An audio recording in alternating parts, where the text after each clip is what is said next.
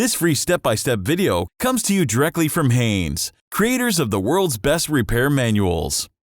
Fix your car or truck the right way with our accurate and reliable information at your side. You can complete more than 200 jobs on this vehicle when you purchase the complete online manual at Haynes.com. Pull the hood release lever, located on the driver's side kick panel. Lift the hood safety latch and raise the hood upwards. Release the air filter cover retaining clips. Move the cover to the side, being careful not to stretch or kink the wiring for the mass airflow sensor.